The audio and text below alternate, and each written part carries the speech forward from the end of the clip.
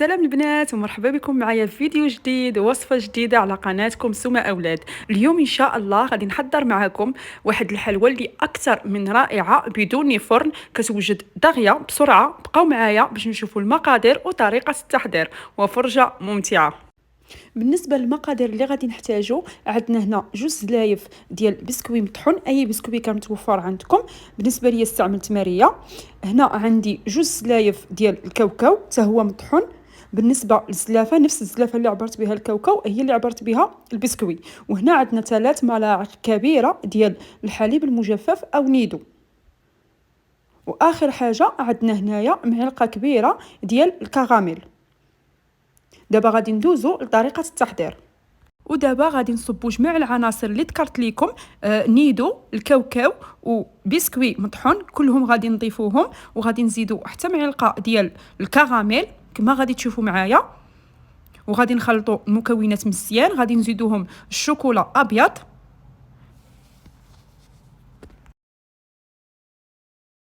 ودابا غادي نزيدو الشوكولا. ما غنزيدوش دفعه واحده، غادي نديرو شويه وغادي نطحنوا جميع العناصر مع بعضياتهم. واذا احتاجينا الشوكولا غادي نزيدوه. الكميه ديال الشوكولا كتبقى على حسب الكميه ديال البسكوي والكاوكاو اللي درتو، يعني على حسب الكميه اللي درتو. غادي نطحنوا مزيان هاد العناصر ونعاود نرجع معاكم.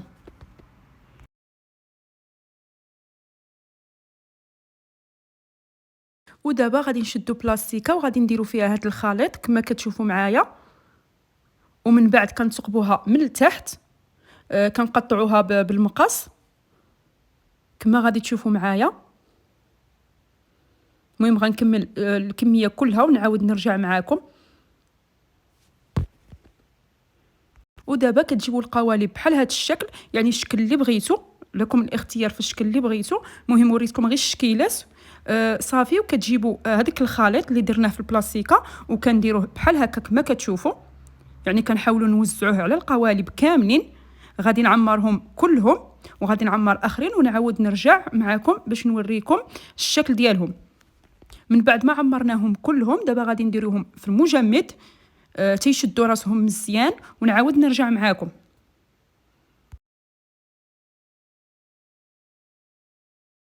ها هو الشكل ديالهم من بعد ما جبدناهم من المجمد. دابا غادي نبداو نحيدوا فيهم، يعني غنحيدوهم من القوالب كما كتشوفوا. ها الشكل ديالهم كيجيو زوينين بزاف. كنتمنى انكم تجربوا هذه الوصفه وسهله دغيا كتوجد، يعني ما كاين لا تماره ديال الفران لا حتى شي حاجه.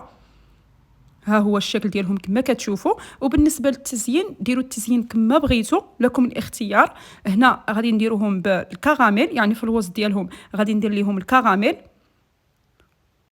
وبالنسبه للتزيين راه كيبقى اختياري. المهم غنزينوهم كلهم وغادي نرجع معكم باش نوريكم الشكل النهائي ديالهم.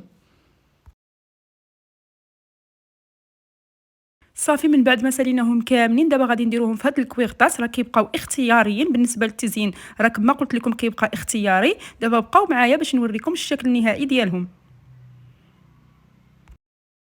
وكيكون هذا هو الشكل النهائي ديال الحلوى اللي حضرت معكم اليوم بدون فرن. كتجي اكثر من رائعه. كنتمنى انكم تجربوها وتخلوا لي الاراء ديالكم في التعاليق. واذا كانت هذه اول مره كتشوفوا فيها القناه ما تنساوش تشتركوا في القناه وتفعلوا زر الجرس باش هكا ان شاء الله توصلوا بكل جديد. ودابا ما بقى لي غير نقول لكم بسلامه الى فيديو قادم ان شاء الله. الى اللقاء.